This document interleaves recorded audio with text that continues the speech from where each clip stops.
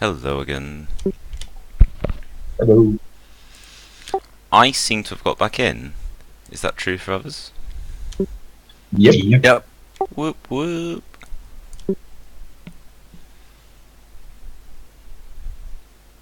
Is everyone here? Raj isn't. That's cool. We'll wait for Raj.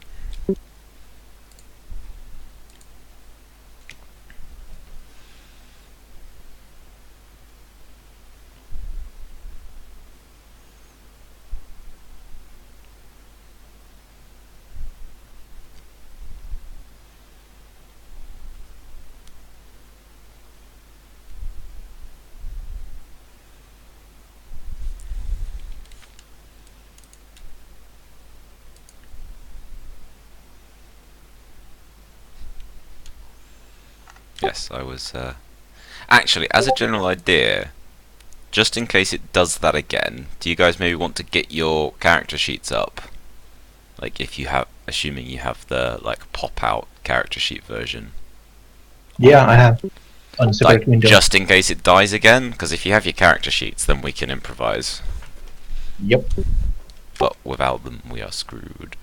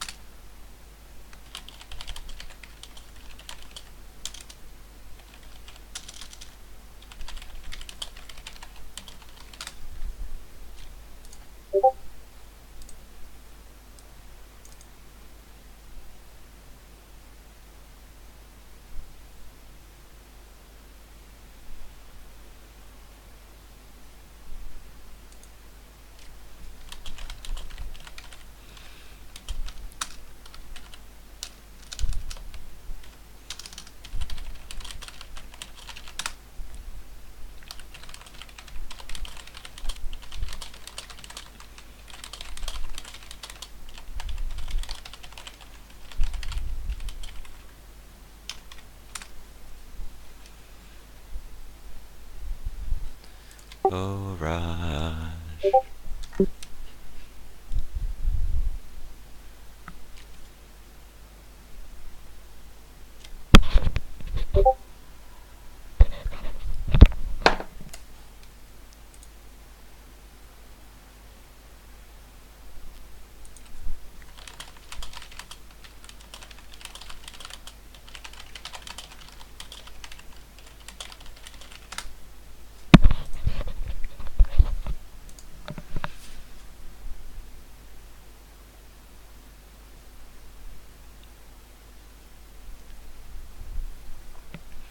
Okay, I guess we maybe give Raj a couple more minutes, and if not, maybe we just try and muddle through until he can get back.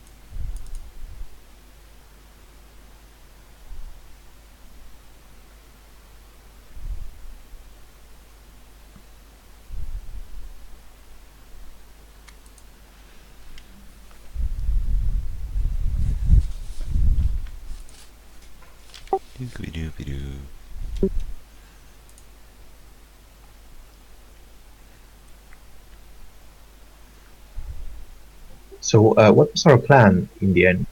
We make a portal to the other side, and that's it. Sorry, I'm back. Welcome back. I Or believe if that we was. use, like, rows. I believe that was half of your plan. The other half was. I think White Wolf divided you into teams. Yay, Got some homework. teams. There was a portal team and there was a climbing team, I believe. Why don't we all just climb? It's safer.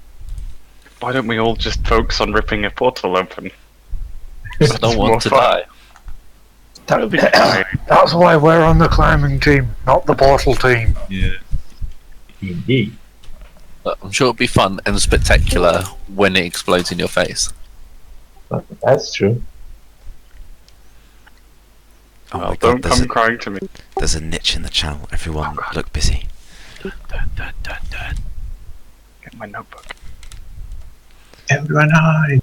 Okay, well, for the portal team, Hank has put himself into a sort of suitable meditative state and is ready to try and open a portal as soon as the other two mages are ready to help him by essentially casting spells of their own that will boost his. So in Theo's case, that'll be his arcane awareness to help sort of tap into the geyser magic energy. And in Krosek's case, I'm not sure, just a spell that you think would boost energy or help with accuracy. Yeah, I think what I'm going to try and do. Hold on, let me just grab my character sheet because it closed when it crashed. Yeah, I was saying a minute ago, Raj, if you've got the pop-out option, it would help if everyone had their character sheets popped out, just in case Roll20 crashes again. It closed it when it crashed. Oh. Yeah, Well, I had maybe mine we're popped all out. doomed then. That's my sorry.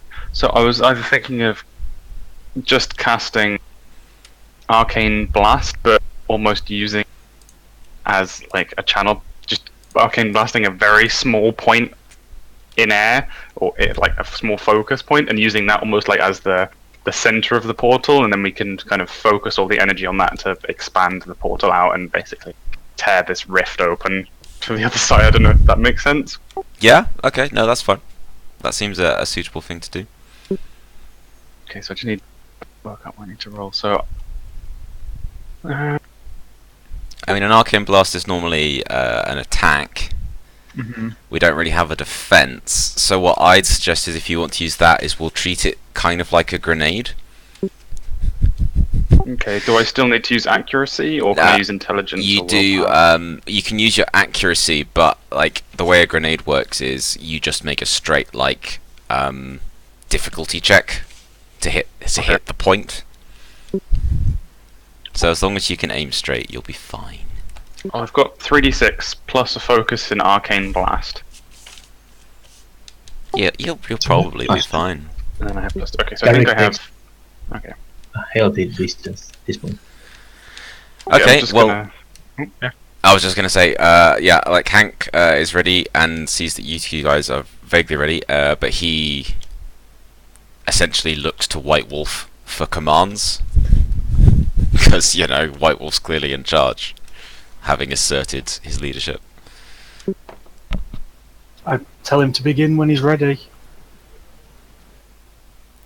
Okay, sure. So, if Theo and Krosek want to cast their spells, or well, if Theo casts his spell and if Krosek,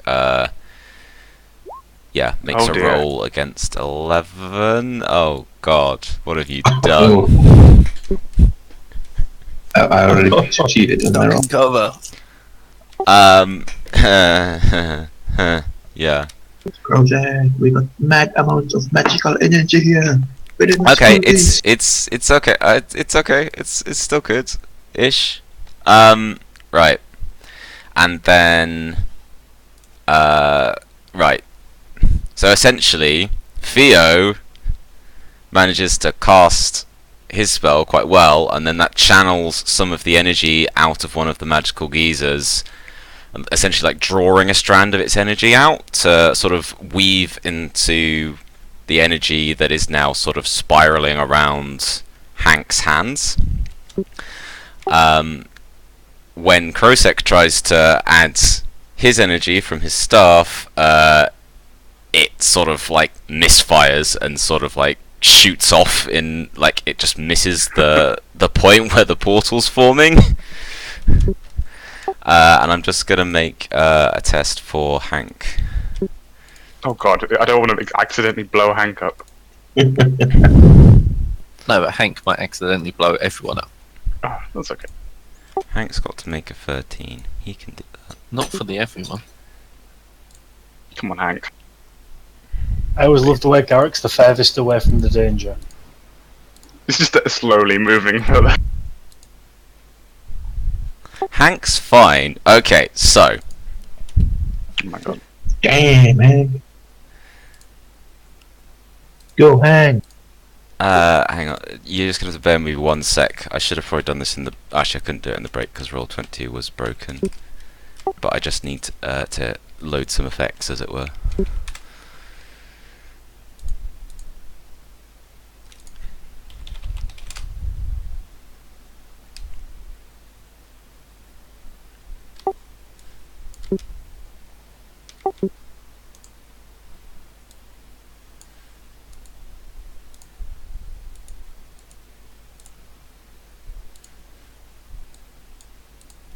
Okay, so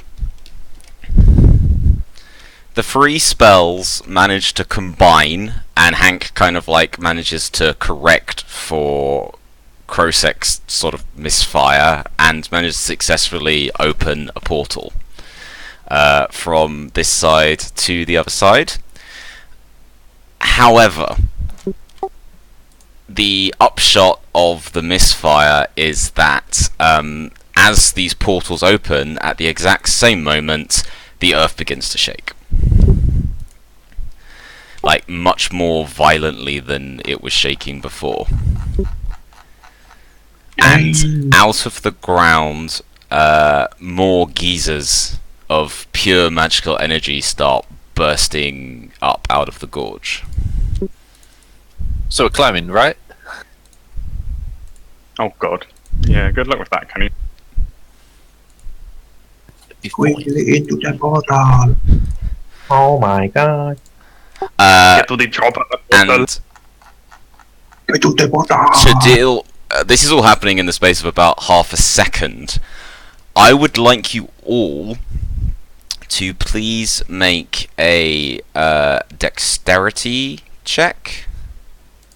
Essentially to stay on your feet during the earthquake that is now happening because of the magical energy bursting out of the ground. So it's a dexterity acrobatics test you'll need to take. Well, I stunned. I stunned it as well. Sig stunted but failed, so didn't stun, I'm I afraid. failed spectacular. Tickle stunted for 6 again. Jesus. If I fail, Really only. Okay, everyone who fails. do I have a chance to drop because I'm so close to the edge? Oh wait, where are you standing?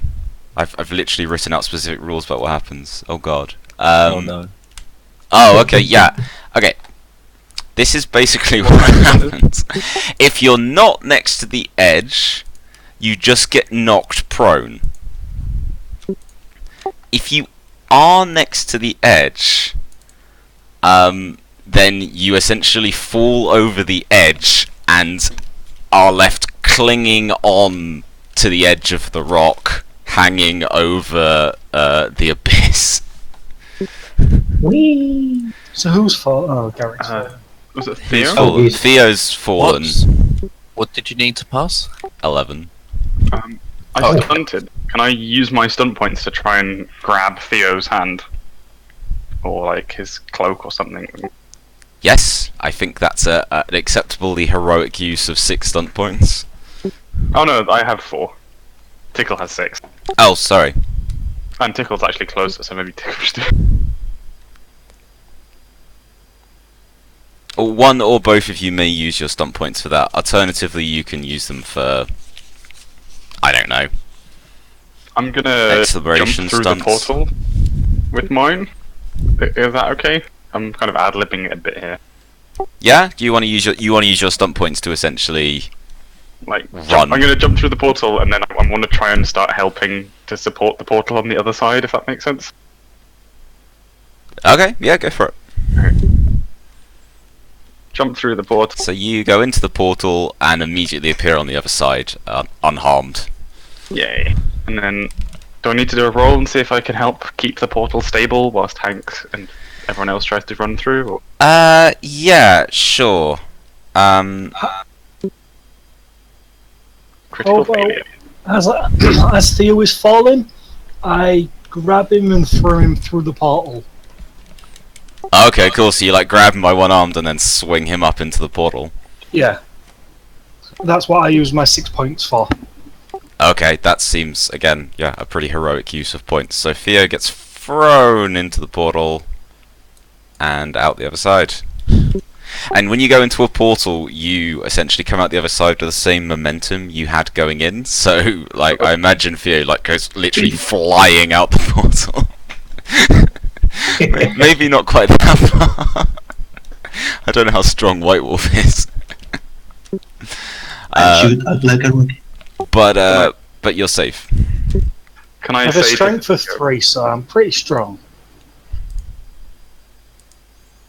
Krosik, to stabilize the portal, I'm gonna ask that you spend 3 mana points. Oh my god, have you really got 27 mana points? Yeah, I've got 27. Bloody hell. Okay, well I'll stick with what I said, I guess. 3 mana points and make an arcane law check. Okay. Can I shout to Theo whilst I'm doing it that he should help? Yeah, you can. Shout like, come on. I'll do my check. I'll help. Okay, both of you roll an arcane check then. I stunted as well. Oh, you did. Well And I done. rolled 17. Okay, you. Arcane law. Yeah, arcane law, intelligence.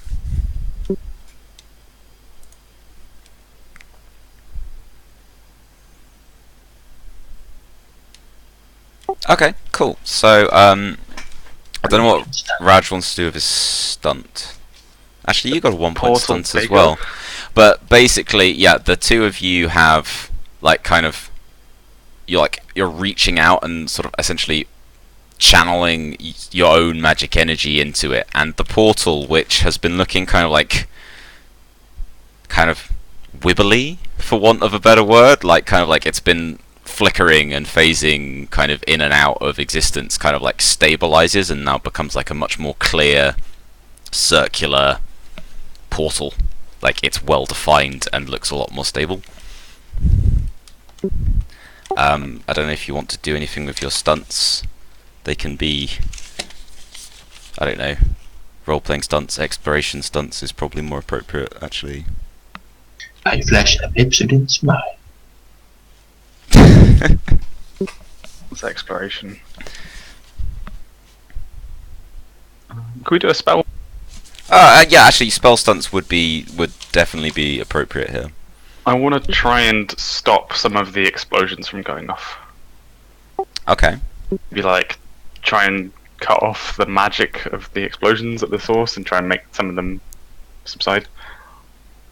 So, disrupting magic? Oh, sorry, I need to think about this.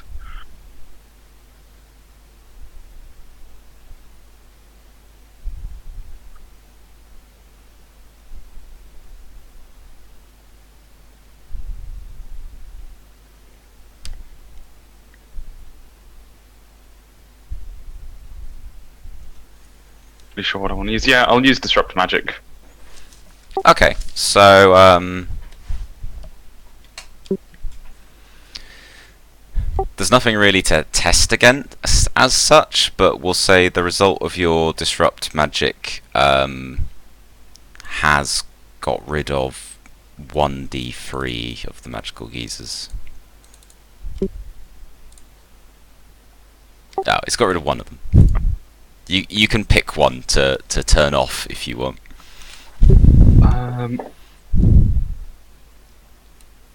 Just Hank there. I don't know if I can ping. Yeah, sure. It subsides. Like, it kind of just seems to lose its momentum and sort of sinks slowly back down into sort of the smoky ground below.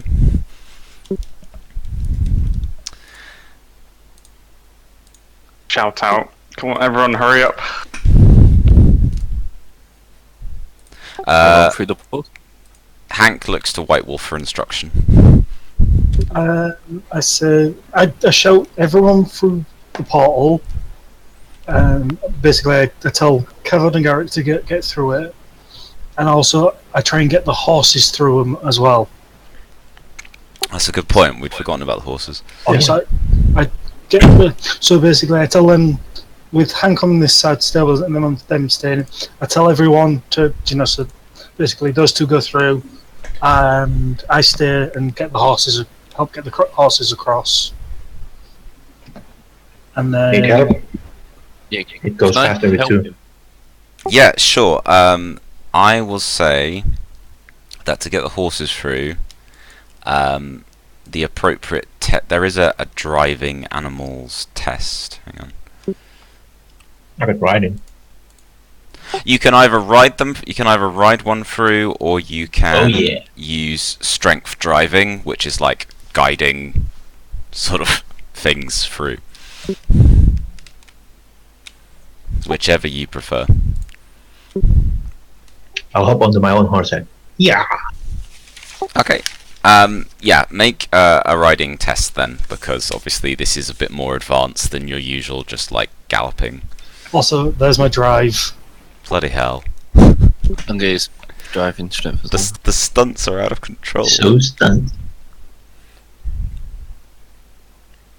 Does that mean you can just get all the horses?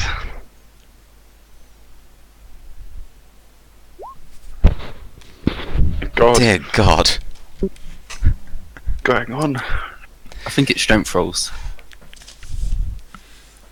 Okay, well, Garrick jumps on his horse and rides it successfully through the portal. Like, the horse jumps through, appears the other side magically. The other horses, Kavod and White Wolf, manage to expertly, with no problems from the horses whatsoever, just guide the horses straight into this portal. And the horses sort of like seem apprehensive, but like they are expertly commanded and driven into the portal, and they just do it. So yeah, a bunch of horses come flying through the portal as well. I don't know if you want to use those stunt points for anything. It gets a little tricky using stunt points with stuff this abstract, but can be. My stunt Whatever you point is Stunned silence. me. Can I use it to get me and Hank through at the same time? Do you know, basically, I tell Hank that I'm gonna basically run with him through the portal. Okay. Yeah, There's sure. There's just me and him left, and I don't know what'll happen if, he's stuck, because he's the main focus of True. the portal. So I don't know what will happen if, basically, he stops. So I tell him to basically stay focused, and I pick him up and run through. If you want me to roll some, I'll roll some. No, that's fine. I think you're getting that from your stunt points, so I don't think you need to roll. So yeah, essentially Hank's like channeling his energy into this side of the portal while the other two hold open the other side, and you just grab him like with your mechanical arm, and like the two of you go barreling through and come out the other side if there's room for you. And then almost immediately after the two of you come through, the portal just kind of like starts to sort of shimmer and spark and then like disappears. So basically as soon as Hank's passed through, it sort of ceases to be. But it was so heroic, that stunt, that you like sort of did a tuck and roll with him as you came out the portal, and then both of you landed on your feet. So it was very impressive. And even though you didn't choose it, I think maybe there's a moment of stunned silence.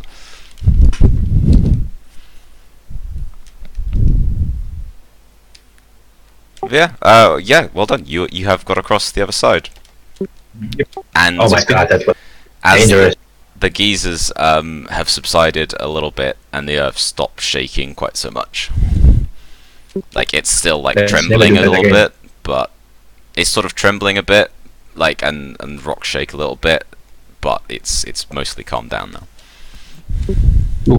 Let's gonna- get rope and horses and tie rope from our horses to the wagon and try to pull it out.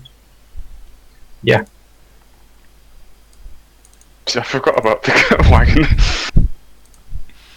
There is indeed a wagon.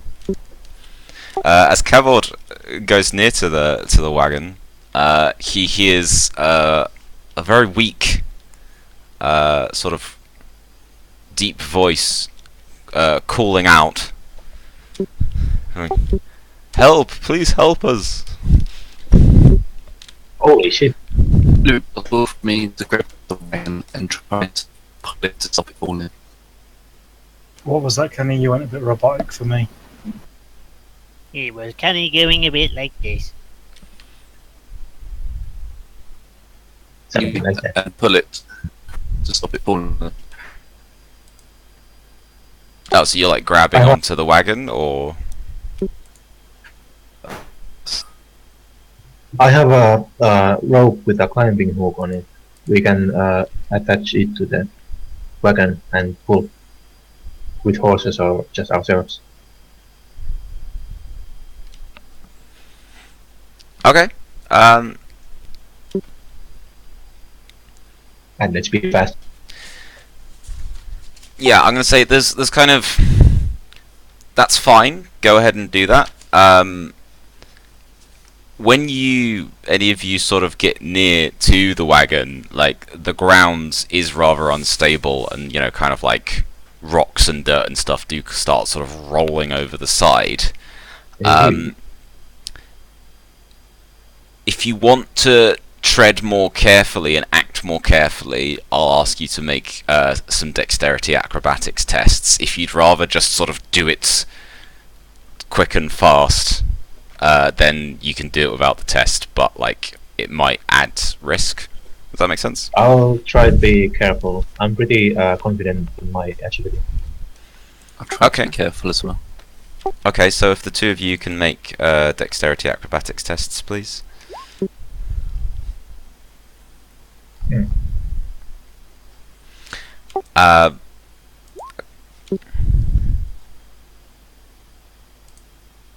Right, I'm afraid you've both failed. No.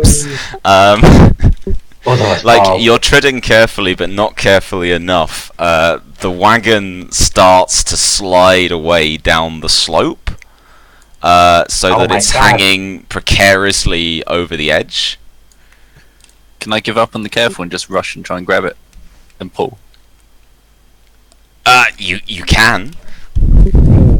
Can I? Oh, sorry. Can you do? Well, never mind. I'll shut up.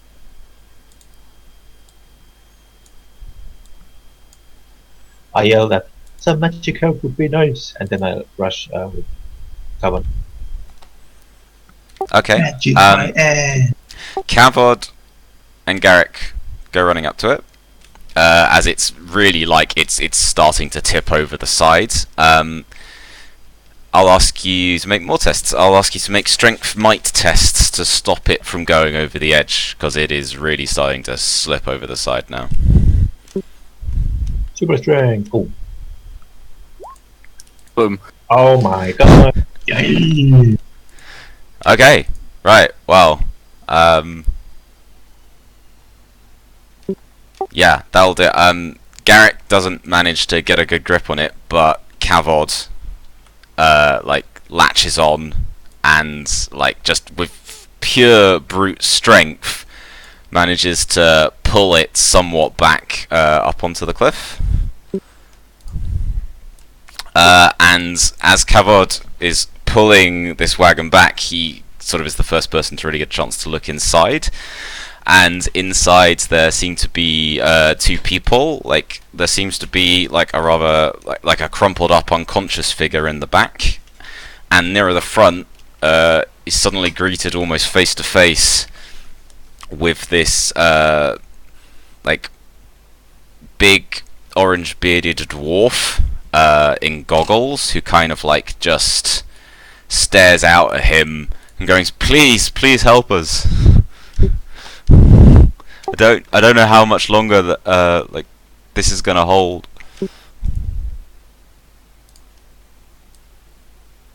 And there he is.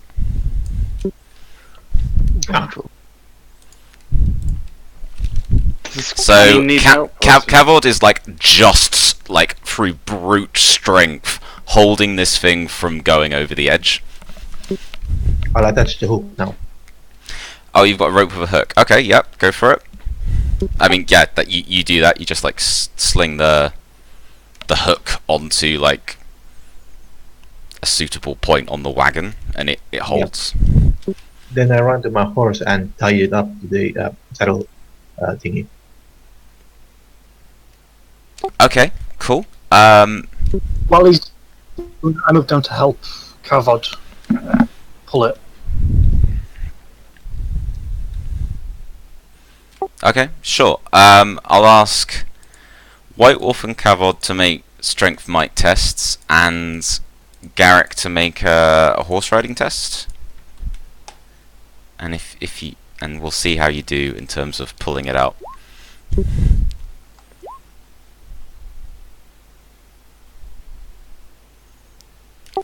Holy stunts, Batman.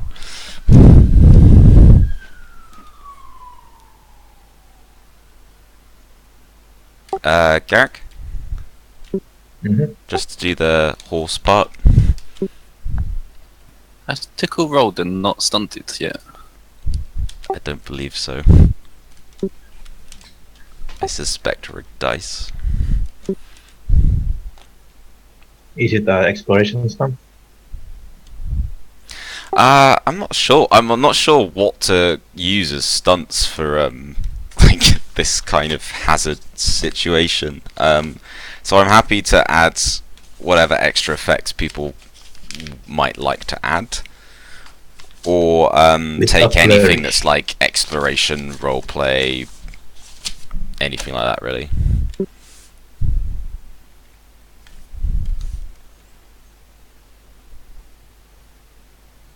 Or we can just not worry too much about it and just say it was really impressive.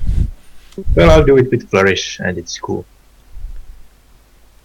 Okay, cool. In that case, not only do the 3 of you with your combined efforts manage to haul this wagon up, but you actually manage to like get it back up, like, you know, it rights naturally onto like its proper balance and like sort of neatly comes to a stop.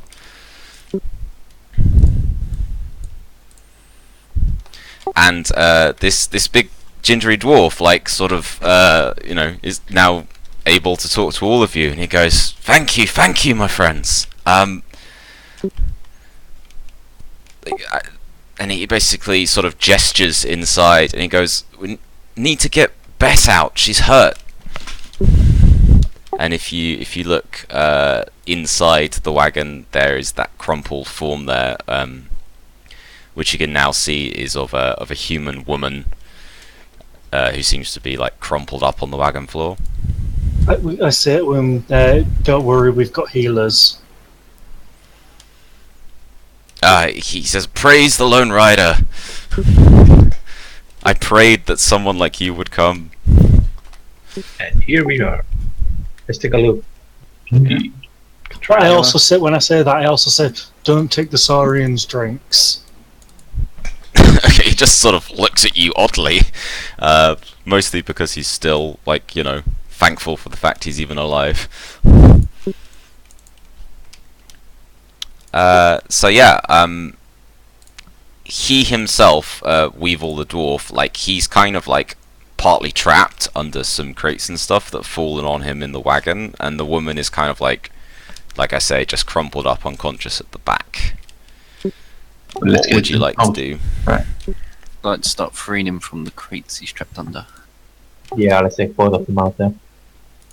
Okay, so lifting the crates off him is fairly easy, and he thanks you for it. And once you get the crates off him, he's not too badly injured. Like, he's got a bit of a bleeding head wound, but he's able to get up and crawl out by himself.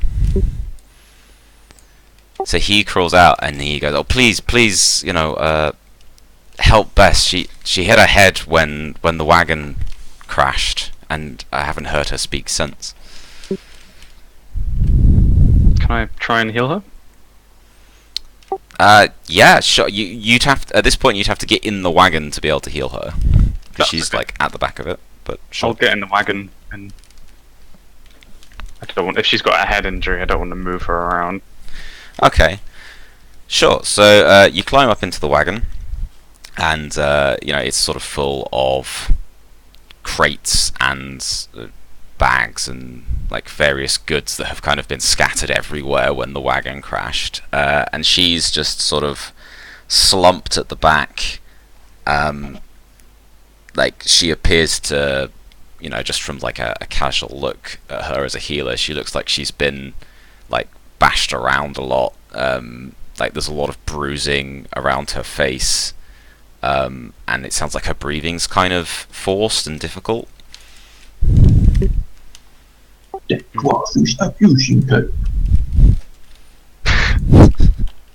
I'll try and cast Healing Touch. Okay, sure, go for it. That's it's the willpower. It will be willpower, yeah.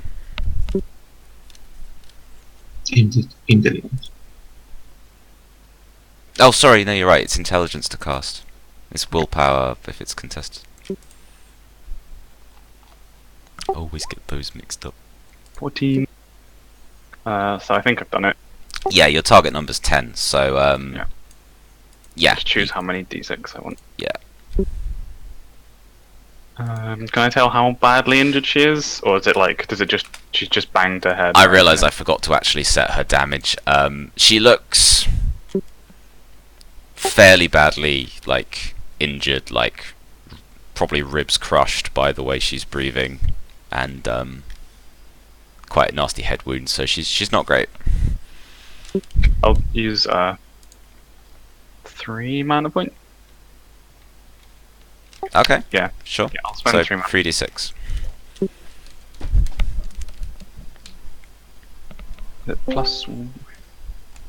Is it plus my willpower, or is it just? Oh no, that's the actual heal ability. It's just 3d6 health. She's fine. Yeah, she is. It's pretty good. Raggy. A secret Raggy enters. Does she still look like her head is like fucked up? Or... No. What happens as you like lay your hands on her and kind of mystical energy flows from you into her is you can feel her ribs kind of like shifting back into the right place and like the damaged flesh kind of knitting back together. And whilst her head still looks bruised, like the swelling goes down and she opens her eyes and she kind of looks about groggily, looks up at you in alarm, and sort of tries to reach to where a gun is holstered at her hip, but like she's kind of groggily and flailing around, so she doesn't actually manage to get the gun out the holster. Okay. And I'll she just says, like put my hand on her shoulder and you should take it easy. You bashed your head pretty badly. she says, "Who the hell are you?" The person that just saved your life. Now, don't do anything stupid and just take it easy. And then I'll get out of the wagon. Can we hear that? Yeah. So I'll shout, basically saying it's all right. We're just here to help. Yeah, I'll kind of get out of the wagon so maybe she can see everyone else. Okay, yeah, you step back and she can see people, and Weevil, the dwarf she was traveling with, steps forward, and he goes, "It's all right, Bess. Like, these kind strangers helped save our wagon from going over the edge. Do you remember what happened?" And she kind of holds a hand up to her head, and she goes, "I remember the earth shaking and screaming, and that's all I remember." And he basically tells her and the rest of you that, like, you know, they were about to cross over the rock bridge over the gorge when there was a massive earthquake, and it like sent their wagon tumbling over.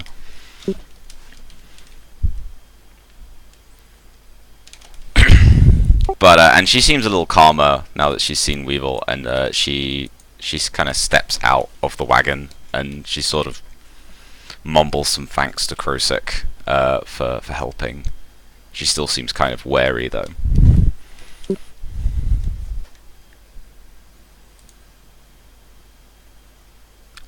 And yeah, but Weevil's kind of much more diplomatic, and he says, you know, he's really grateful, and asks, is there any way we can repay you?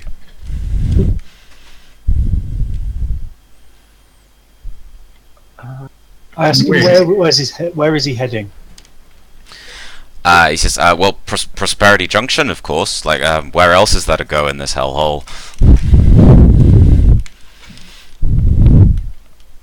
Where have you been coming from? He kind of like tries to like pull his coat together a bit and smile himself up, and he goes, "Well, we've been prospecting the caves and the hill ranges around here for mining spots. It's been several weeks. Yeah, basically that. Like he says, they've been roaming around the Shadow Plains, like looking for new mining opportunities." But I don't know if we need any kind of reward other than when you get to Prosperity Junction, you can just tell people about what we did.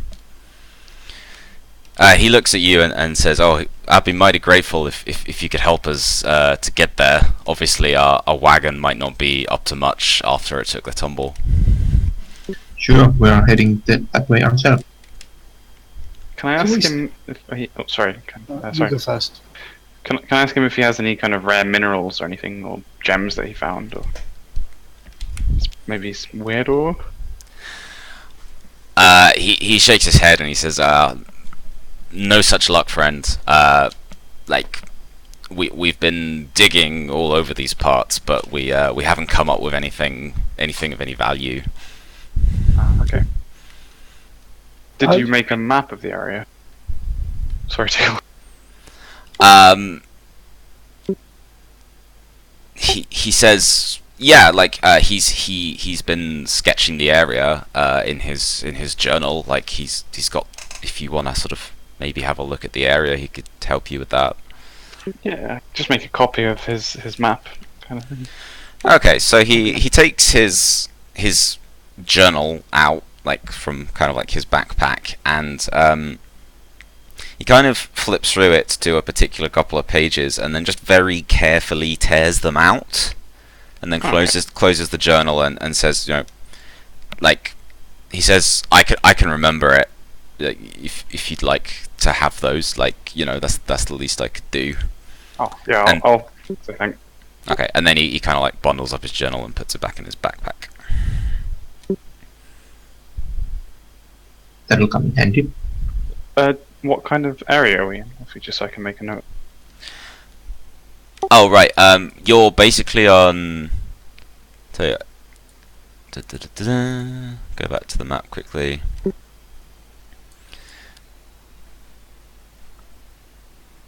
You're right.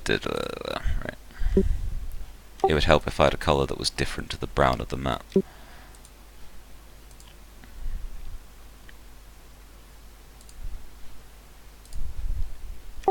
You're basically around here, kind of like you guys are on like the edge of the Shattered Plains.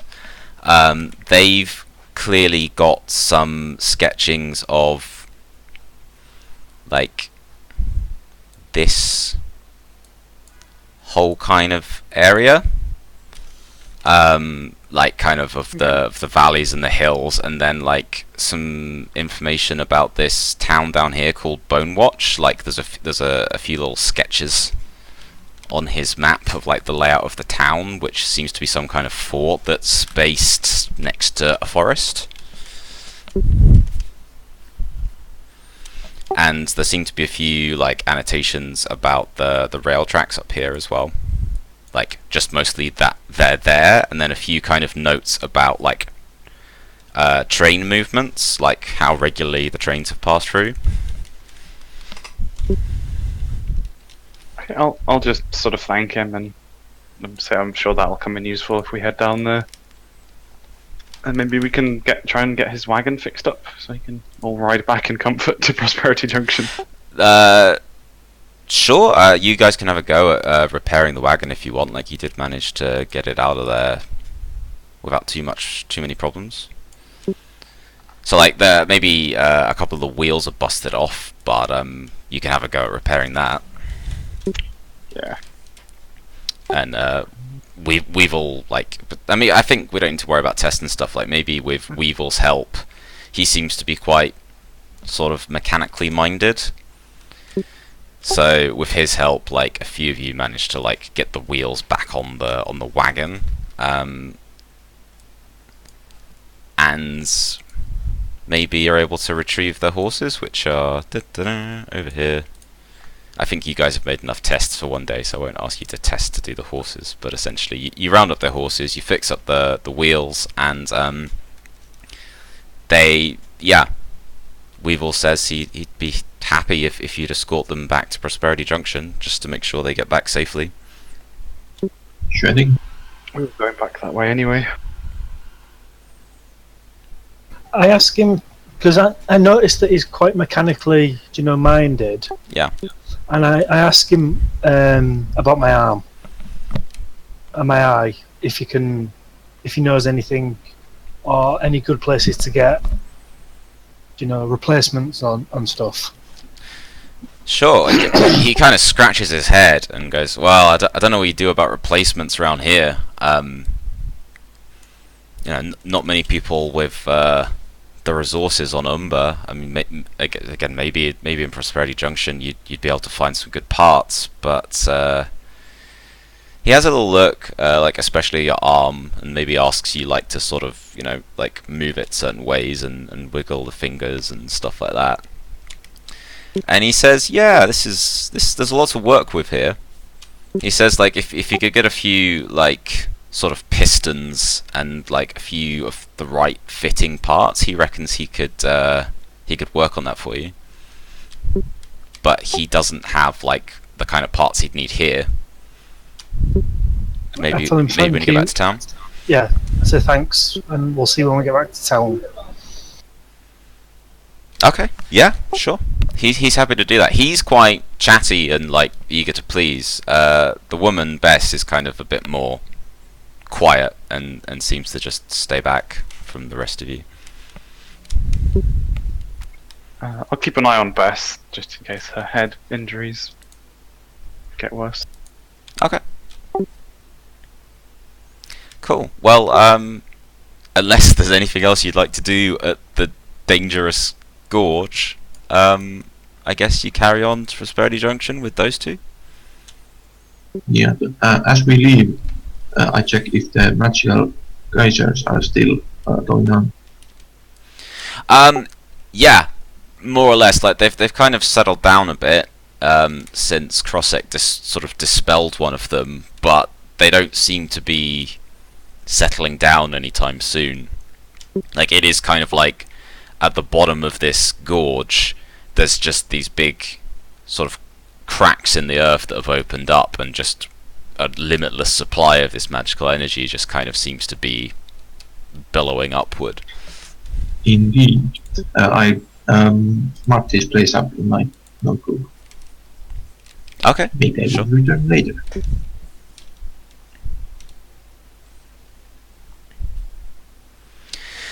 Yeah, maybe as you're making your notes, like Hank kind of shakes his head at it and says, "He's never seen anything like it in all of his years of arcane study. Like, never seen that much magic, raw Indeed. magic in one place." Fascinating, isn't it? Yes, quite. But also terrifying. And then he lights up another cigar. Put some sunglasses on. Okay, well, I'm assuming you guys are ready to move on from this place.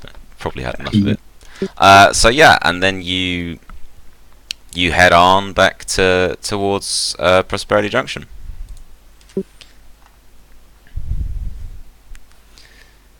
And escorting those other two with you.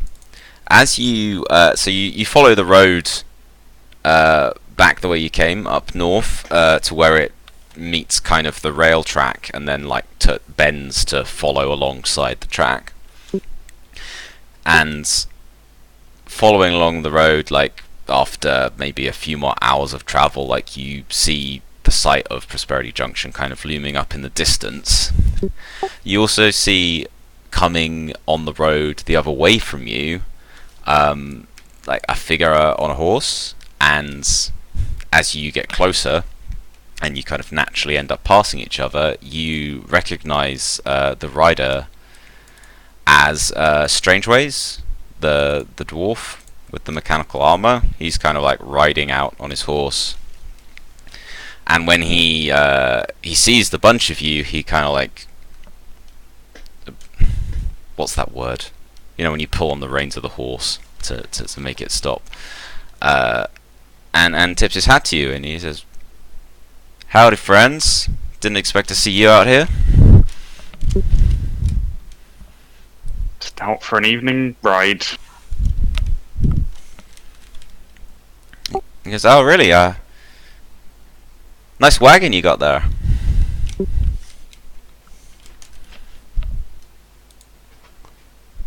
Looks like it's had a bit of a tumble.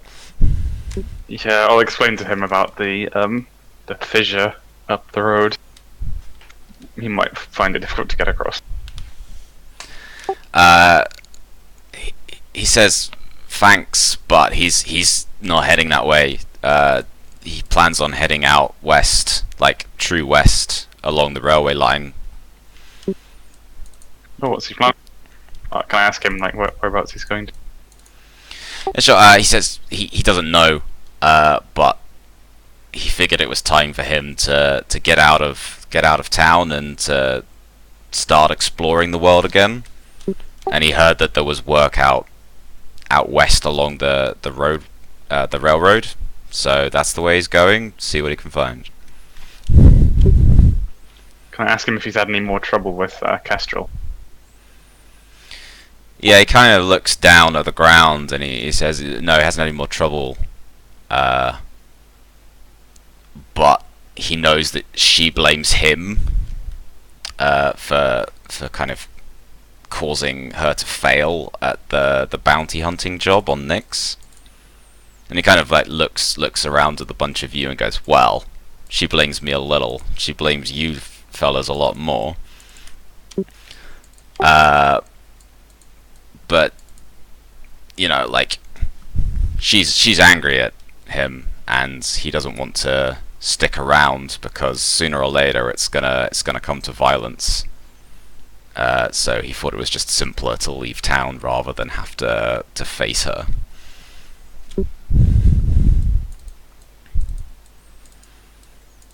I say to him, if he ever gets into a spot of bother, and if he needs help, if he can get a message to us, we'll come and help him. Yeah, I'll nod. Alright, come. Yeah, I'll say like we won't forget how you helped us. He nods to both of you and says, "Thank you kindly, but I can look after myself. But I'll bear it in mind." And then he kind of spurs his horse and starts riding away. And he tells you to be careful in town and to watch your backs. And then he rides off.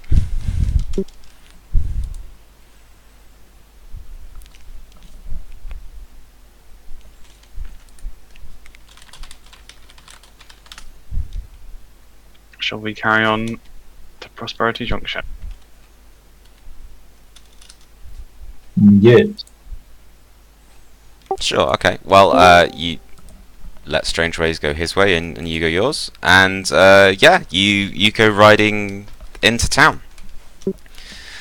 And as you do, like Weevil, the dwarf at the front of the wagon, he's kind of like chattering away, and he goes, "Oh, you know, it's good to be back here. What can you recommend, like, about a place to stay? Like, we're probably going to have to stay here a while and work out what our next move is." Can I tell him about the Church of the Lone Rider? Yeah, sure. They'll probably offer you somewhere to stay if you need it, and give your friends some medical attention. He nods and he says, "Oh, I'll surely do that. Thanks."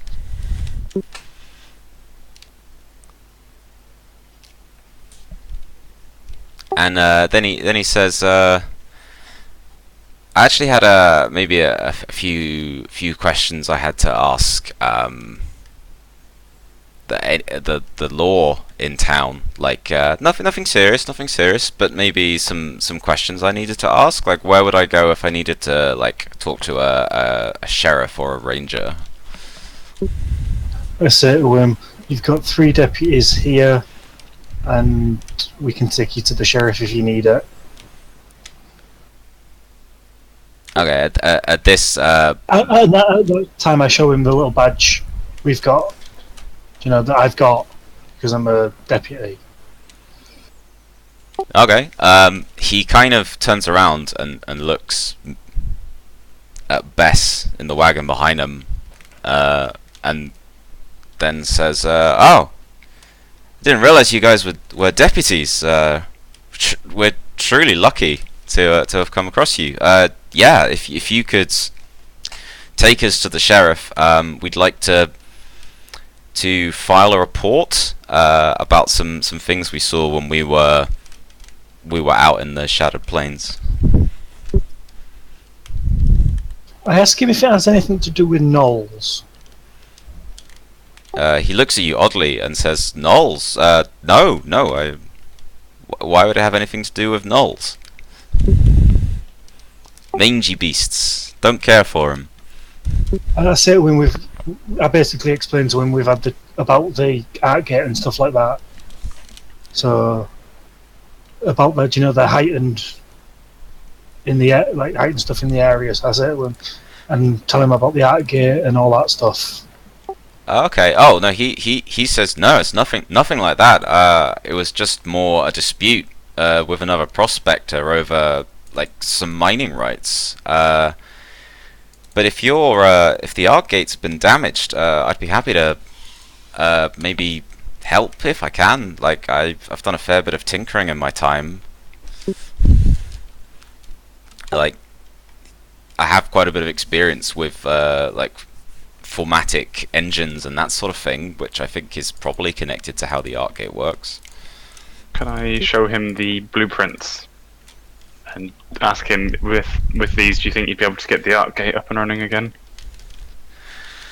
Okay, you pass them over to him, and he sort of like opens them up and has a look over, like, kind of like whilst Bess takes over the reins of the horse for the wagon, and he kind of goes, well, I'm not sure, like, this all looks very advanced, but like, some of it makes sense to me. And he asks you, would it be okay if I copied some of this down?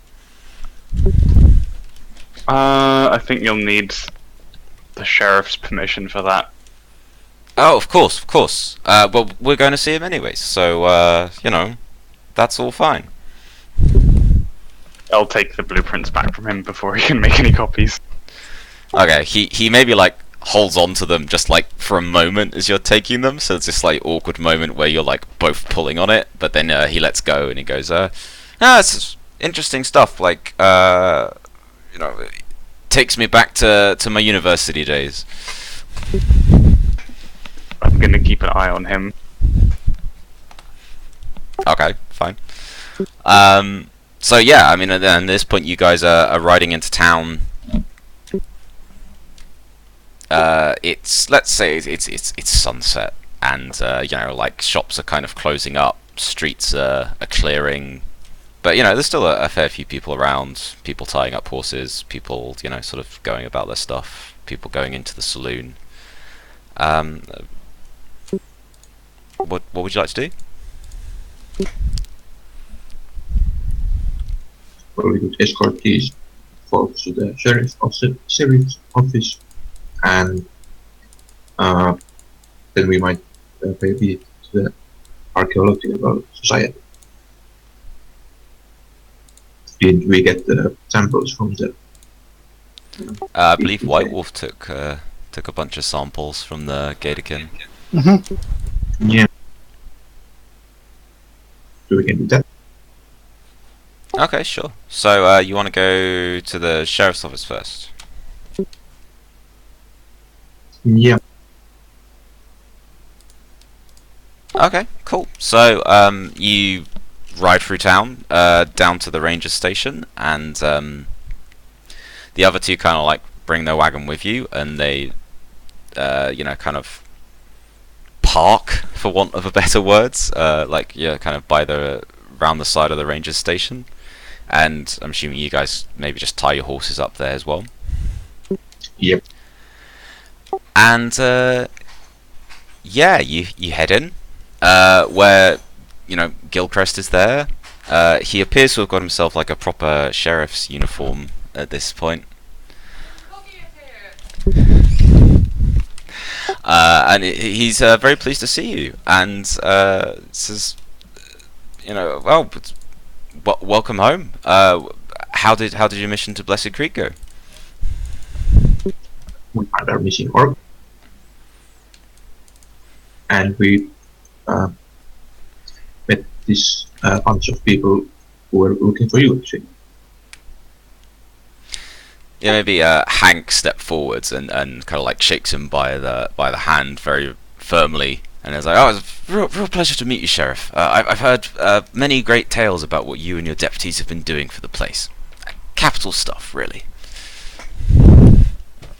And Gilchrist kind of like just accepts the handshake and like isn't quite used to being taught this way by an orc, clearly, and he just goes, "Oh well, you know, we do what we can. We, you know, for the sake of the town."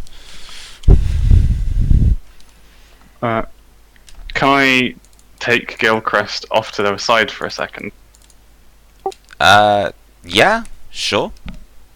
And what's the? Is it Weevil? Is the dwarf? Yeah.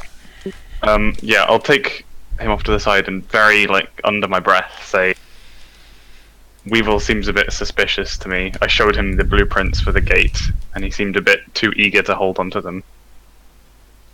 And you mentioned something about competition, so I think this is the kind of thing you should try and keep under wraps. He even wanted to make some copies of it, so I'd be careful around that one. Oh, Gilchrist kind of like nods in agreement with you, and it's like, "Oh no, those blueprints are very important ATC property. We absolutely must keep them secret. You know, make sure he doesn't see them again, obviously." Yeah, I'll give him a really big pat on the back and be like, "Good." And he goes, "Oh well, thank you for bringing this to my attention. But we should give the man the benefit of the doubt. Like he might just be overly keen. But just hang on to those blueprints." Yeah, I'll nod to him. I'll give Weevil a really beady stare. Okay, he just kind of like smiles back at you charmingly, like bares his teeth. Maybe a couple of them are missing. Is it okay if I be right back for 5 minutes? Yeah, actually, maybe it's a good time for like we didn't get a proper break before because we had the Roll20 going wrong thing. So if people want to take a 10-minute tea break now, that's fine. Yep. And maybe think about any stuff you might want to do while you're in town. Okay. Alright, see you back in 10 minutes. Okay.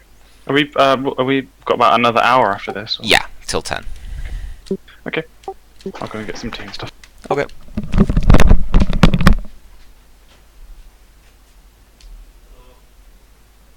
Doesn't work, Raggy.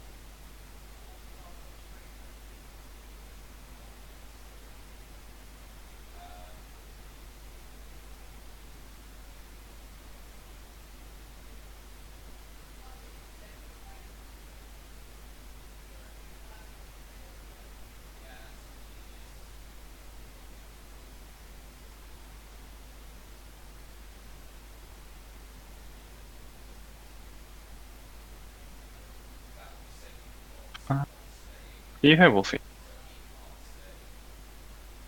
think he's gone for a break. Gee.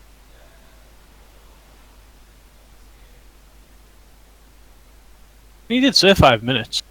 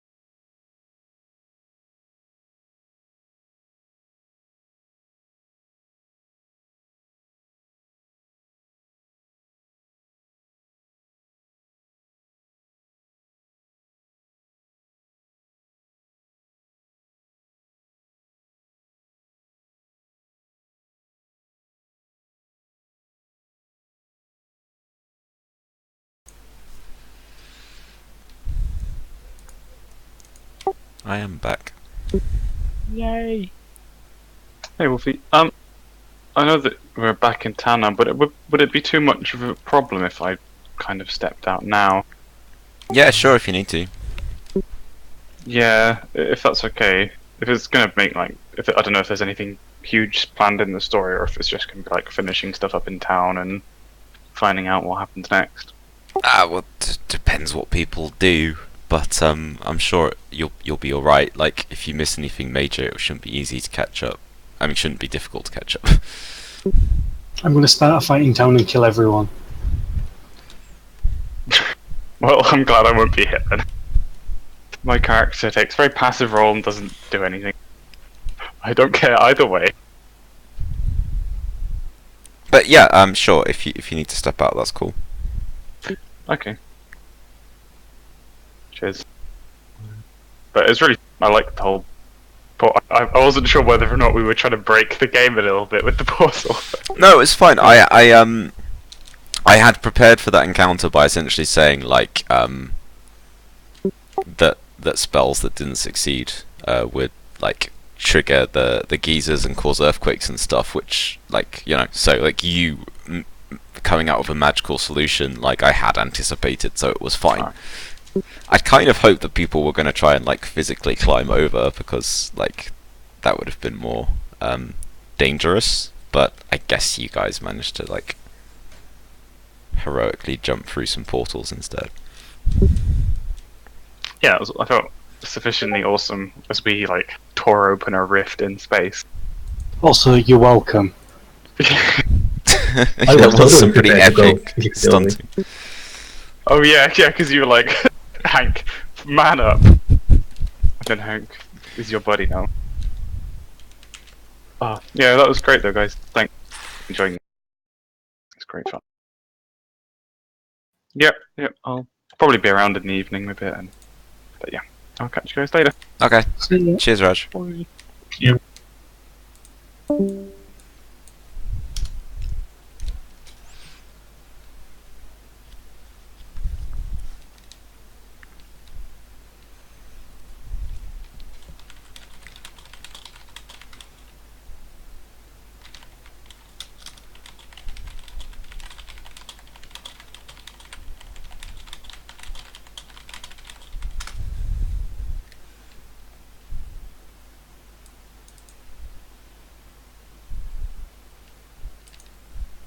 I take it maybe we're still waiting on Sigs and Shek. Actually, I haven't heard Canny speak either. Canny's normally loud. I'm here. Okay. Just wait on the others.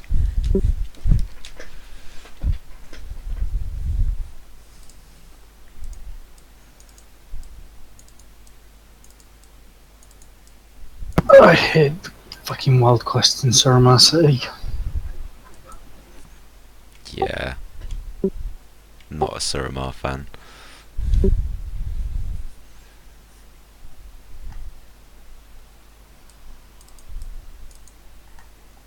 Check it here. Yay. I think we're just waiting on Canny then. I'm here. Yay. Okay, cool. In that case, we can resume.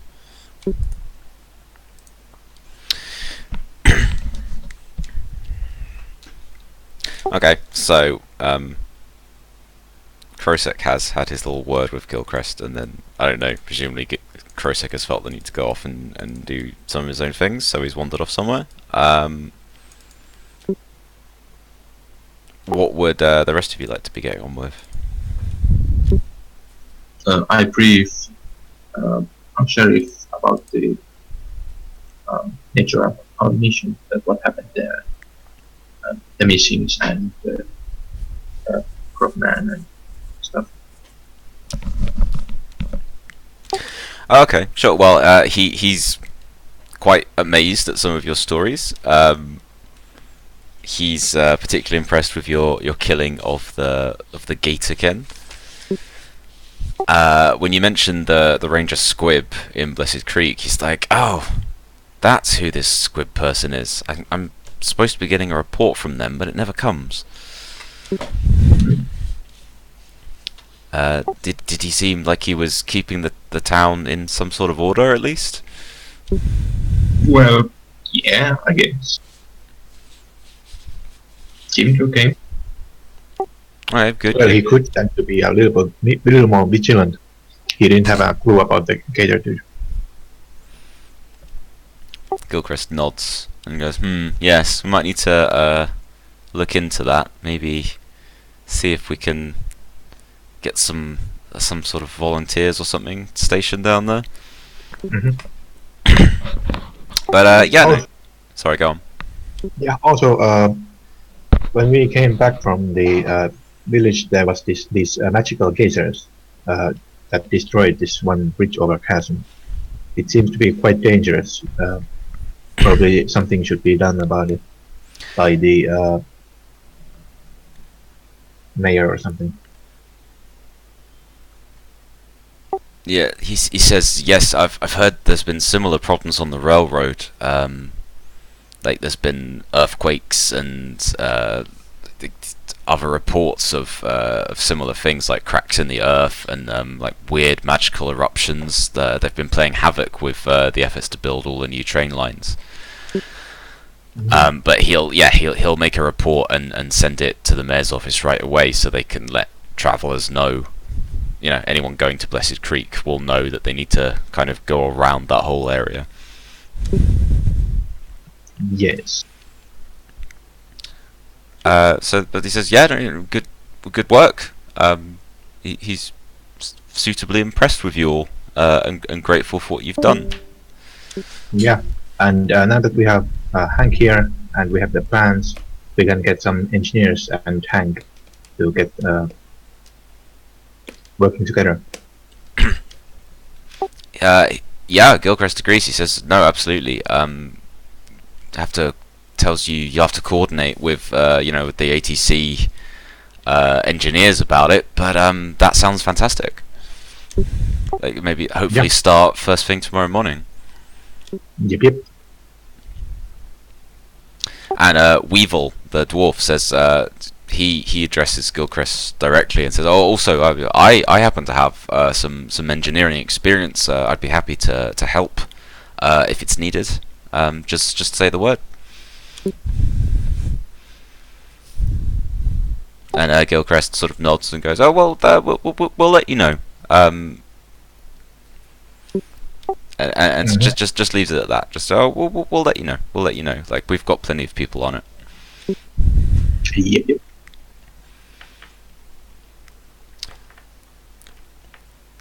So, are we going to the historical or was the archaeological society next? Yeah, let's go over.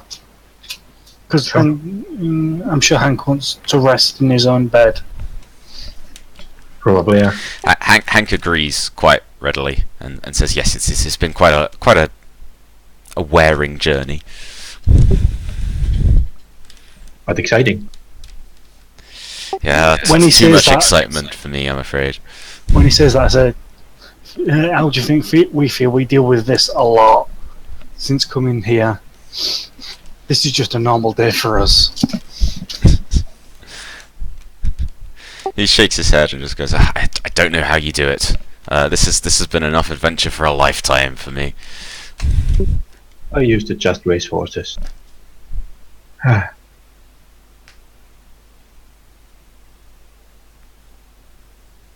I said I should be dead, and then I said, okay, let's go.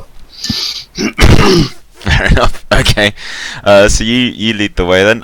You leave Weevil and that woman Bess to deal with whatever report they need to leave with Gilchrist.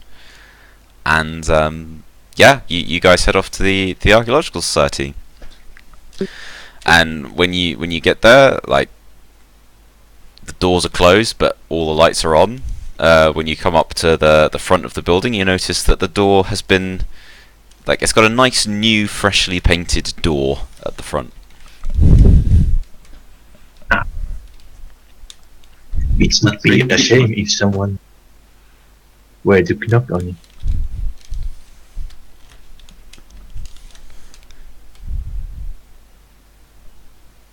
I said I don't want to break it. again. Oh well, And then I also said I don't want them to charge me for it this time. good point. I'll just go there and knock.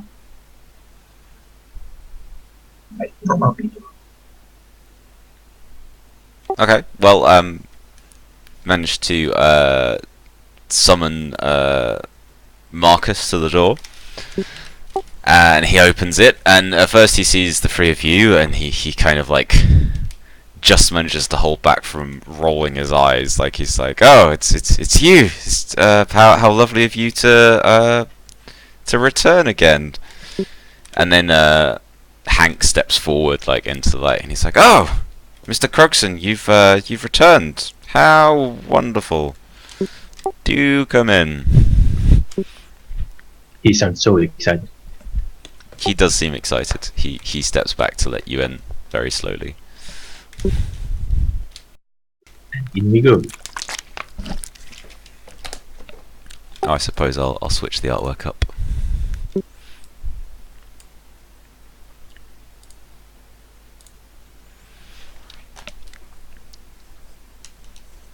So yeah, so Hank comes back in, and a few of the other scholars inside are actually pleased to see him, and they sort of come up and start shaking his hand and chatting eagerly to him. But he kind of like more pushes them aside and goes, "Well, I'm sorry, it's been a very, very long journey. I'd like to get some rest if I can." And he turns back to you guys and says, "I'm very grateful for all of your assistance in getting me back here. I only hope that I can be of some use with the art gate." Yeah. But he says he'll happily report to the ATC in the morning and see what they can do. I said thanks, and then Tim, rest well, he deserves it. He says yes, absolutely, and then he settles down into an armchair and like starts smoking cigars again.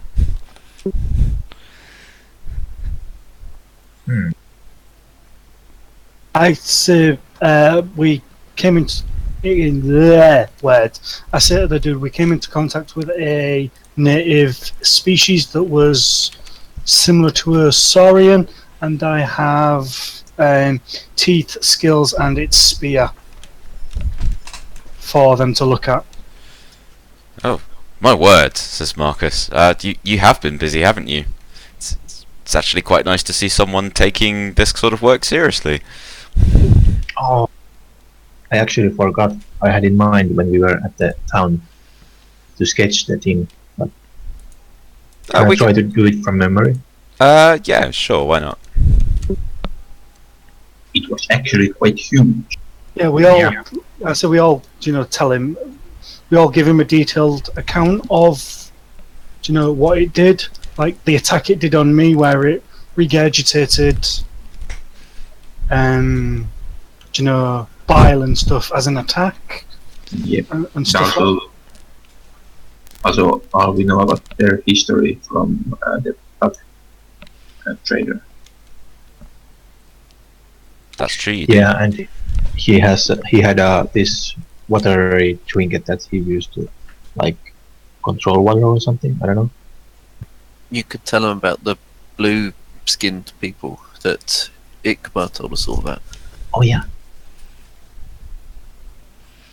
Alright, well, you sort of overwhelm Mark's information, and he occasionally at points as you're telling him all this stuff, he goes, "Oh, surely this is surely you're exaggerating like about this gator being," and then Hank, who's kind of like half asleep in his armchair smoking, just kind of pipes up and goes, "No, I saw it all." It was as big as a house. It had 4 arms and 2 heads. And at that point Hank goes, "Wait, did it? Oh yes, it probably did. Oh, I'm very tired." And jaws so big it could have swallowed a whole forest. And I actually said, for once, I don't think he's actually exaggerating on the mouth part, seeing as I was the one that was, I saw it, like, well, I was the one who saw it most up close and personal because when it barfed on me. So I was like, you're not exaggerating there. It really did have a massive jaw. So is the sketching test, is it intelligence or dexterity? Oh, that's a good question. I guess it would be more in the dexterity area since it's using your. Okay. I don't think there's something specifically that you can use for. I'll ask for paper and a pen. Sure.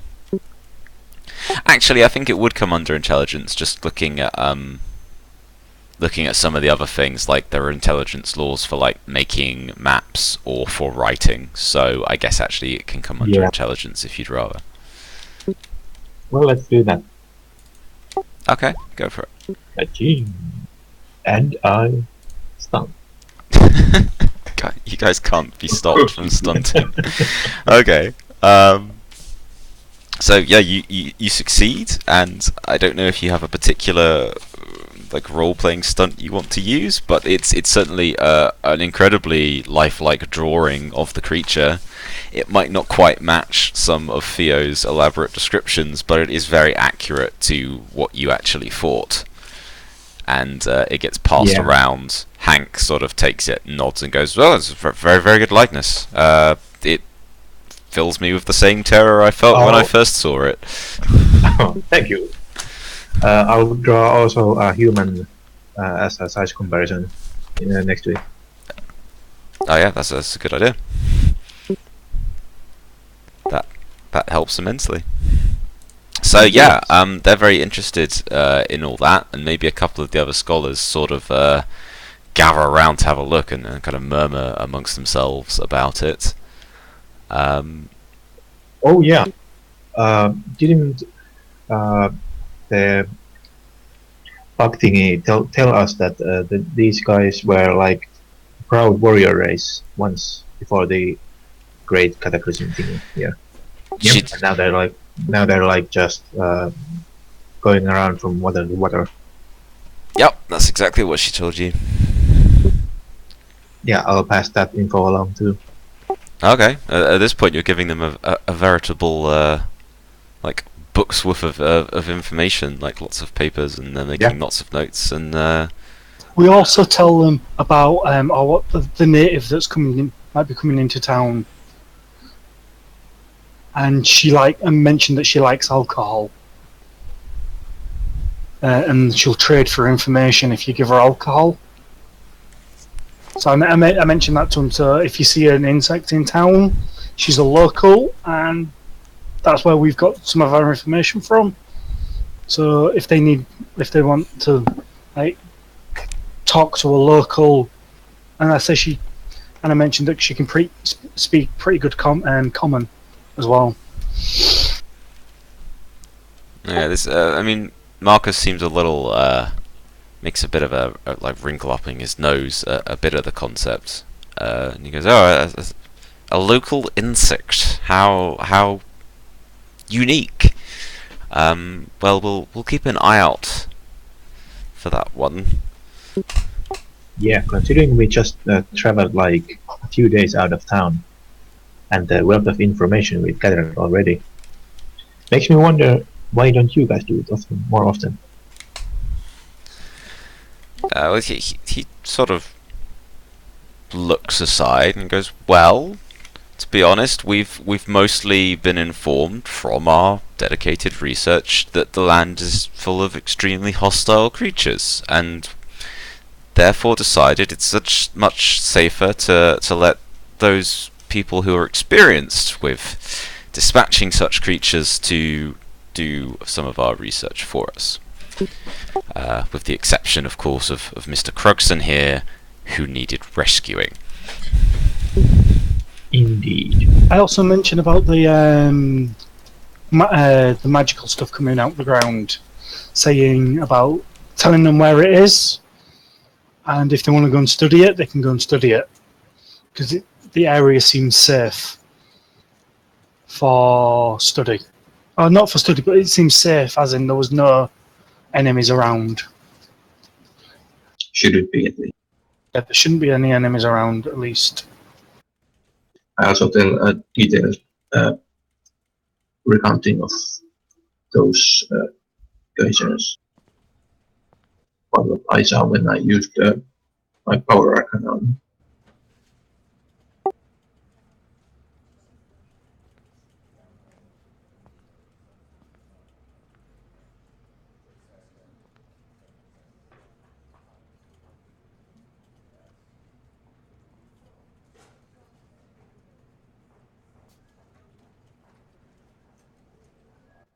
Yeah. For a proper price, we could escort your guys there and keep them safe.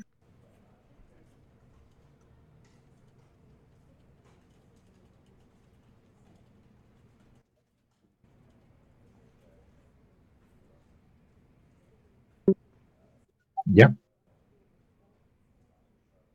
I say will most probably be. Oh, I'd say those two will most probably be in the saloon, and I'll be outside somewhere. Good guess.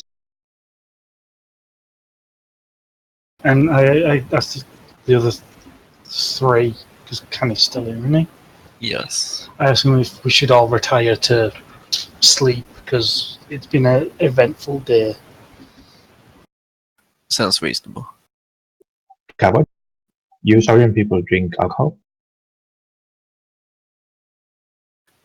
This one in particular doesn't. Well, for me then. Like, you just don't know what to do with that.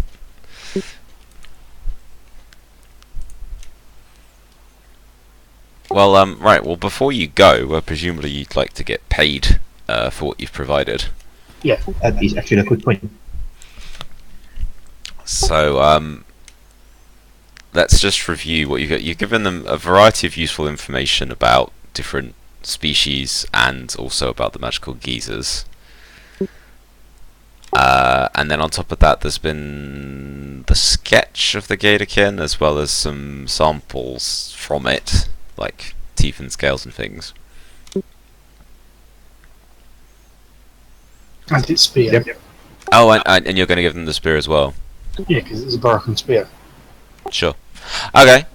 So that's quite a lot of stuff. 2, 3, 4, 5. They're all of that stuff together. They'll pay about 15 gold dollars for, or well, 150 silver dollars for, like for all of that stuff combined. Sweet. And you can split that up amongst yourselves as So you that's wish.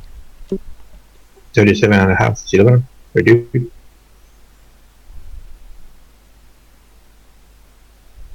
Or something like that. Right, so it's up to you for great. If you're going to split it evenly, then yeah, sure. You probably want to split some with Raj as well, to be fair, Oh yeah. because like he's not physically here, but like his character could be. Yeah, true. So split it 5 ways then. 30 silver per piece. That seems fair. Yep. Okay. Okay, cool. Just make suitable notes in your inventory of the extra money. I think in addition, Marcus says that, like, you know, given you've given them this absolute wealth of information, he is happy to make your sort of contract with them like official, like with a proper seal of commendation on it, as opposed to the kind of like trial basis you were on before. Like he rubber stamps some documents for you and basically says now you can be like official researchers of the society, with which amazingly grants you the privilege of being able to use the reception room and the guest library. Yay. The library. But he reminds you that this does not entitle you to use the dining hall or any of the upstairs areas. Because those are for full members. I was counting on free food. I say to him, thanks for the money and the access to information, if we need it, in the guest library. Yeah. I say we've got a friend who might want to have a look at it. Because I'm assuming Raj's character is here, so he's getting, or if he's away, but it still counts as him as well. Yeah, I'm a little vague on that, but yeah, essentially it's quite likely he will want to use the library at some point, so... So I say that. Cool. Even if it's full of cats. This is likely to be the case. I hate cats. Why do you hate cats? Because I'm a dog. My character. Are you saying that, or is your character saying that? My character. I'd say. Basically, I say because I'm a wolf. Wolves don't like cats. They give me the creeps. Yeah, they're good killers. I say, give me a wolf any day. Indeed.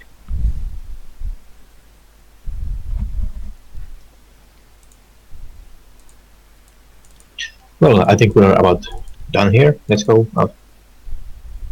And about. Yep. Okay, cool. Well, you say your goodbyes. Hank has at this point actually fallen asleep in his armchair, but Marcus says that he's on behalf of the society, thank you for bringing him back. Even if he's got a slight grimace as he says that. And yeah, what would you like to do? It's now, I guess, kind of maybe about 7 in the evening.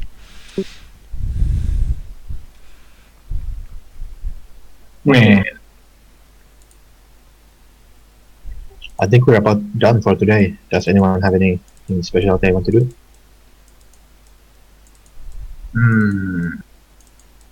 Wasn't there a foundry or something with dwarves outside of this Preferred Junction? Or was it Wasn't it inside? And under. Sorry, you've lost me. What was it you were looking for? the dwarves? Oh, the Red Hammers. Yeah. Yeah, their thing is sort of it's in like some of the like caves / abandoned mining networks, which are like a bit properly out of town. Like not like like sort of 15-20 minutes on horseback kind of out of. It's not properly outside of town, but like it's not in the town proper. That's why when they sort of came to help after the Arkgate incident, they were there because like it was nearer for them to ride to than anyone else. But I mean, you can certainly go visit them if you'd like. Like it's very easy to do. Yeah, weren't there like runesmiths or something? Sorry, ruins. Runes. Oh, runes. Yeah, they do the rune crafting. Like that's kind of their thing. I wonder if they take pupils. Magnus did sort of mention to you that they've essentially set themselves up as like a guild. Like they teach people stuff for a fee. Well, I'd like to beat them. Okay. Do you want to go now or in the morning? Or? Might as well go now, if we don't have anything to do. Yeah, tomorrow's gonna be a busy day. Yep, so I'll go now. Okay, sure. Does anyone else want to go with him, or just have him head off? Well, actually, I can go. It They- sounds interesting. They do mechanical repairs as well, don't they? Yeah. I'll go with them. I've got an idea. I have an idea. So And I'll just tag along. yeah, we might need to talk, Wolfie. Okay, sure. Well, alright, so you guys decide to do that. So you unhitch your horses and you ride over. Like, it's, as I said, it's dark, but like verdant, which is kind of, it's not like the moon's in the sky because you guys are on the moon, so it's more like the planet is in the sky, like this big green sphere, which lights up the plains fairly well. So you can ride along the track to where they're based very easily. It is kind of like I said, like it's this hillside which has a number of caves in it, and there's a lot of like old kind of mining stuff. How can I describe this? You know, like things. I'm forgetting my words as well. I mean, like sort of wooden structures to kind of hold up the tunnels, like where they've been expanded and stuff like that. So it's like half a cave network, half an artificial structure, if that makes sense. Mm. And when you come riding up, sort of to the main cavern, there's sort of electrical torches that light it up, and like there's a couple of dwarfs there on watch, and when you come riding up, they go, "Whoa! Who is that? Who's there?" Go I say there. we're friends of Magna, or whatever his name is. Magnus. Bronzebeard. Yeah. Yeah, we're friends of Magnus Bronzebeard. We came to say hello. Theo, shoot at them with your magical rune bullets to get their attention to your craftsmanship. Nothing can go wrong. What you want to? What do you want to do? I'm urging Theo to shoot them Oh, you're telling me. to show off his magical rune crafting. Rah. Well, How about no? Oh well. well, they do listen to White Wolf, fortunately, and they recognise you. Go, oh, you're the. They remember you essentially from the day of the art gate, and they say, oh, you have to leave your horses here because there won't be room for them inside. But yeah, go in essentially. And in go. So you head inside, and oh my god, we have artwork as well.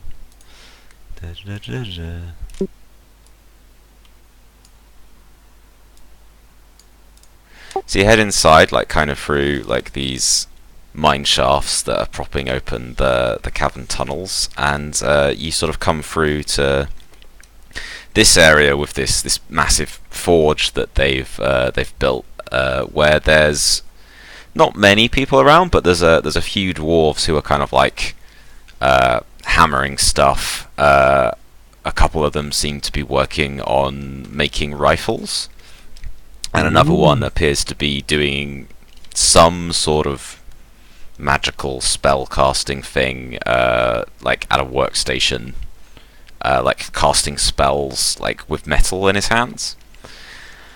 And in the middle of all this, you sort of standing by this big dragon-shaped forge that they've got burning really, really hot. Magnus is kind of like standing there with his hands behind his back, staring into the fire. And when you guys come in, he turns around and he's really pleased to see you. And he goes, "Ah,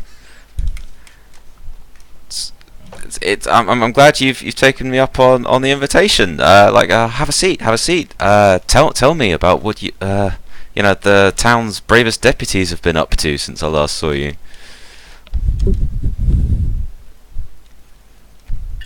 Well, we went out of town and saved some people and stuff like that. Killed an alligator man and The usual. usual. Ah, that's great. That's great. What can I do for you? What is this? Just to visit? Are you interested in taking us up on our services, perhaps? In the matter of fact, yeah, I would like to learn some rune crafting. If I could train as an apprentice. He kind of brightens up and goes, well, we have many packages, training packages, which I'm sure you'd find suitable. Are you interested in a particular element, or maybe like our full training package would suit you, like where we teach you all manner of binding different elements into particular metals. Yeah, that would be the one. Yes, please. Of my rifle. Sorry, what about your rifle? Of my rifle. You just say buff my rifle. Sure. Alright, well, Full deluxe course, of course. well, I mean, first to Theo, he says, "Oh, we'd be happy to have you."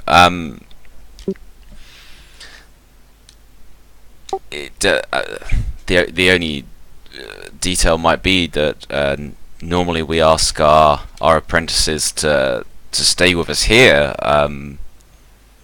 at the forge and study under us. I'm not, but I imagine your duties might not allow for that. But maybe we can work out some sort of timetable. That would be good. Because my duties as deputy take me kind of all over the place.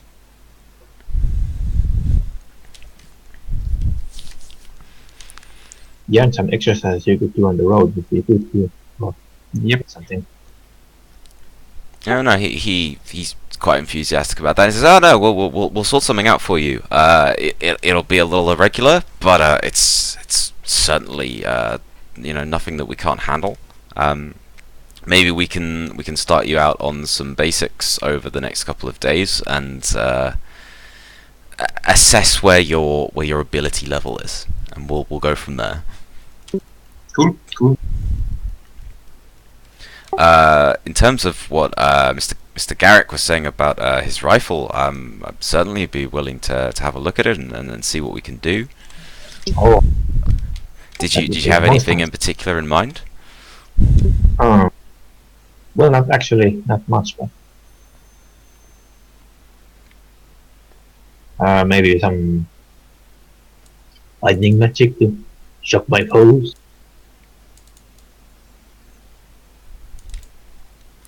Well, he says that maybe we can have a look at. He'll take a look at the rifle and see what they could do for it that would be appropriate with the metal that it's made of. Yeah.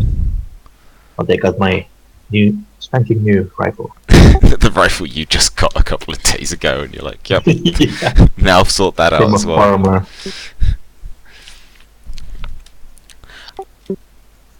I mean, to be honest, just kind of out of game, like, in terms of sorting some of these bits out, I'm inclined to maybe say, maybe we just wrap things up a little early and then we can work out kind of like out of the session, like exactly what kind of stuff you might want to get out of it. Like, Tickle, you were saying we might need to have a chat about what kind of work you want done. Yeah. So I realise it's maybe like a little anticlimactic to just sort of leave things around here, but like if we're getting kind of near to 10 o'clock, maybe we just kind of wrap things up here and then we can move on with stuff like next time from like this kind of point. Yeah. Sounds good. Yeah. Was there anything else kind of along those lines of like of sorting out gear or character progression that anyone kind of wanted to maybe look at while they're in town? Well, my thing was going to be, I'm going to ask him if... Well, I was going to like sit him down and say to him if you can... Basically, I'm going to ask him, has he ever put runes into mechanical arms? and if he says no, basically say to him, if he repairs my arm, I'm willing to, and I, or whichever one he can do, I'm willing to be a test subject, to basically try out these new, runes, give him reports on, how effective they are, so then he can go on and sell them to other people. Once I've tested them out, and maybe you can get other people to test them out as well. So Okay. so it's a thing of, I'm basically coming to him with a business proposition of, because I'm a deputy and I'm going to be fighting a lot. I want my at least my arm. Sorry, I want at least my arm fixed. And if you can put runes into it, that would be great. And then also saying, I'm willing to be, a guinea pig to test if this has never been done before. To test if it works or not. To him. With the latest prototype runes. Yeah, and then also say to him that Theo can help as well with his, training, so he could become their new, rune master for stuff like one of the rune masters, so you can keep an eye on it. When we're out in the field. Along those lines. Yeah. Okay, so I think maybe you the two of you sit down in front of the forge, and you talk about this. And at first, Magnus seems kind of skeptical, but as you sort of talk about it and sort of outline exactly like what you're proposing, like a smile kind of creeps over his face, and he turns around and gets up for a minute, and he comes back, and he's carrying like 2 bottles of beer, and he hands one to you, and he says, "I like a man with a good head for business, and he'll make bold propositions. I say we give it a go," and he offers you one of the beers. I take it out of basically knowing that if I do this, it'll basically earn me a bit of respect with him. So I take the beer and drink it with him, and joke with him. Okay. Well, yeah. So I think just to sum it up, like he's intrigued by the idea. So he's up for kind of like maybe examining your arm and your eye, and sort of getting the rune crafters to sort of come up with some ideas for what they could do with it. The only bit where he maybe gets a bit more serious is at one point he does kind of like look you in the eye and go, you realise that cannot guarantee that this will work. Like you might just end up with your arm being even worse than before, or if the elemental magic doesn't hold to it, it could even damage you. When he says that, I basically unbutton my shirt and show him basically my body, and it's like full of scars. And I go to him, I'm used to enduring pain. The pain won't be anything that I haven't dealt with before. Alright, he kind of nods and he goes, "Well, you're a tougher and braver man than me, but yeah, I say we go for it. Let it never be said that a red hammer shied away from a chance to try something new." And he maybe that's a moment where he maybe tells you a little bit about like why he's here. Is he after the war, like most of his clan were like almost wiped out, but he brought the few remaining bunch of his, what he calls his lads, to Umber to essentially set up and start using all of their old traditions to try out new things. And so while they've mostly worked on like melee weapons and guns and machinery, like a chance to do something like this, like that could really bring about a name for his clan. So he offers you his hand on the deal, and then you guys shake on it. Sweet. But we'll work out. Yeah, like I say, we'll work out the specifics for next time, and then maybe we can. Yeah, at the beginning of the next session, maybe we will have worked out exactly what they're going to try, and maybe we can tie some of that into Theo's training, since it sounds like, well, they're going to be training Theo up. So, and you're going to need somebody to kind of like monitor how, like, the runes take to your arm. So, like, I think the basic idea will be that Theo, as part of his training, can monitor how that goes for you. It also makes Theo's training a little bit cheaper as well, because he's doing it. Yeah, like it's practical experience. Yeah. Okay, cool. Well, yeah, after I mean, that conversation presumably maybe takes quite a while. Magnus basically says if you lot, rather than heading back into town, if you want to, like, you know, stay at the forge for the night, like, you're welcome, and then, like, the lot of you can, those of you who are working on this stuff can just get started straight away in the morning. That's good. And of course you get access to, you know, all of the ale and whiskey that you know, the Red Hammers have to offer. So that's a perk for those of you who do drink. Indeed. But yeah, like I said, it's. I think maybe we wrap it up around there, just for the sake of a few of us need to work out what stuff is going to happen in terms of like how this affects your character in game terms. So yeah, I think we can just sort of wrap it up there, even if it's not the most exciting moment. But you know, It's good. It's good. It's fine. cool. Okay. Well, yeah. Draw a line under it for there, and hopefully we'll have a Tolly back next week. Yeah. And yeah, and then we'll see where we go from there.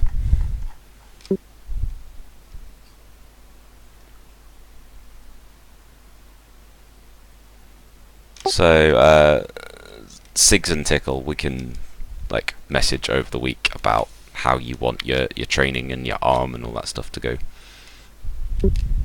Yeah, I'm going outside of town for this week. I'm coming back on Friday, I think. Okay, no problem.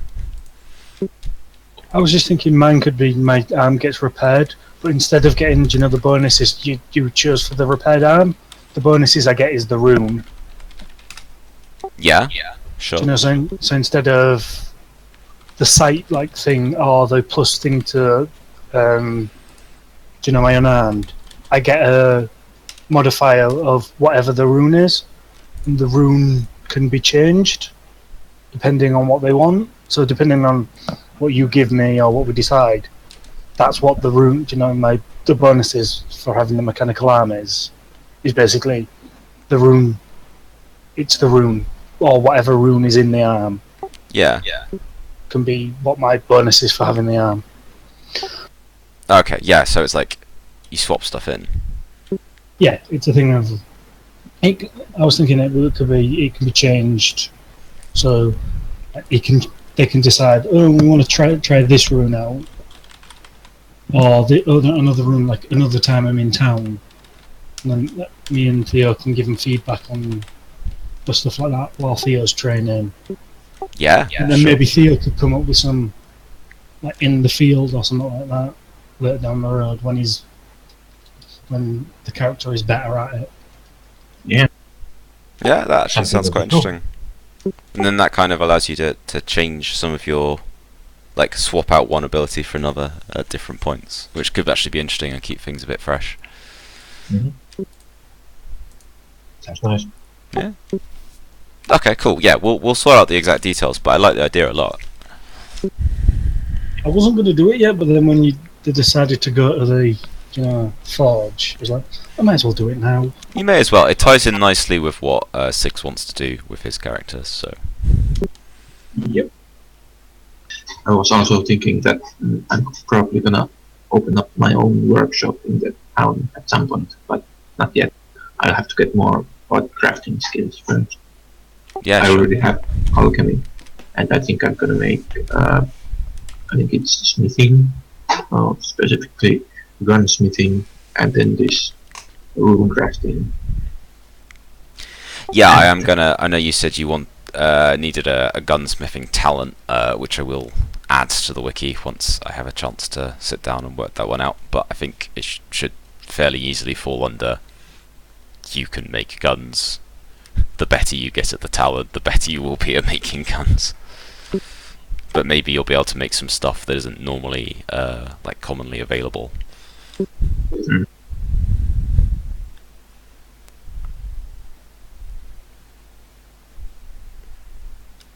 And alchemy is just generally useful anyway, because you get to make grenades and stuff. Yeah.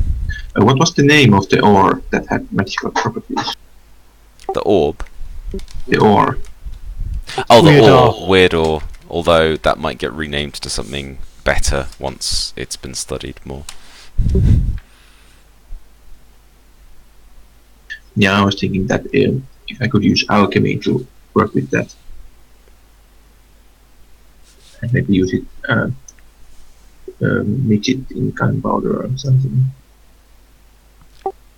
That is an interesting thought that I had not considered. In terms of sort of gun majory stuff. Mm.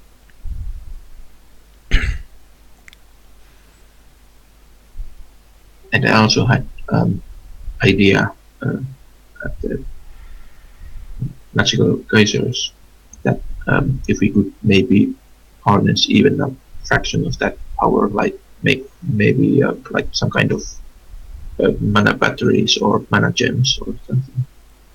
But that would of course require research and stuff. It Like- would, but there's no reason not to experiment. Like there is a thing already you can get, like it's on the equipment list, called a formatic battery, which is kind of like a sort of a big metal canister that they use to like store magical energy in. So like the technology for that exists, but like you'd probably have to, I don't know, consult with people and experiment in terms of how to make one that could hold like that kind of raw magical energy. Yeah. Because this, I mean, the general rule is like the magical energy on Umber is a lot stronger than anything they have on Verdant. Indeed. We could use that to power the gate and some new stuff in town. Yeah. Right. Thanks for the night. I'm going to sleep. Okay. Cool. Good night. Thanks, guys. See ya. Yeah. See you. I'm gonna go have dinner because I haven't actually eaten yet. But yeah, cheers, guys. Message me about various character stuff, and otherwise I'll see you next week. Well, I'll see you before, but I'll see you for this next week. Right, see. Oh, Tolly's missed a good day today.